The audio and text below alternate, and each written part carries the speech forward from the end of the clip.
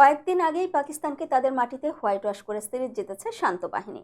আর এরপরই বাংলাদেশকে নিয়ে রোহিত কোহলিদের সতর্ক থাকার জন্য বলেছিলেন ভারতের সাবেক ক্রিকেটাররা। তবে ম্যাচ শুরুর একদিন আগেই বাংলাদেশকে খোঁচা দিলেন ভারতীয় অধিনায়ক রোহিত শর্মা।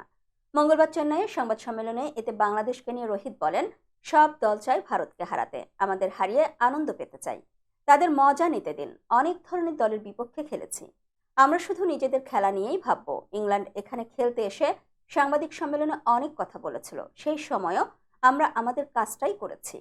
কোন দলের বিপক্ষে খেলছি ভাবি না, আমরা ভালো ক্রিকেট খেলতে চাই। তিনি বলেন, বাংলাদেশ আমাদের কাছে কোনো অনুশীলন সিরিজ নয়, সব ম্যাচই গুরুত্বপূর্ণ। সে যেখানেই খেলি আমরা জিততে চাই, এই টেস্ট এবং সিরিজ আমরা জিততে চাই। খুব বেশি দূরের দিকে তাকাচ্ছি না, সকলকে দলে ফিরে পেয়ে ভালো লাগছে। উল্লেখ্য, 19 তারিখ থেকে ভারতের মাটিতে শুরু হবে বাংলাদেশ ও ভারতের 2 টেস্ট ও 3 টি-20 সিরিজ। কানপুরে 27 সেপ্টেম্বর থেকে দুই দলের খেলার কথা দ্বিতীয় ও শেষ টেস্ট। দুটি টেস্টে শুরু হবে বাংলাদেশ সময় সকাল 10টায়।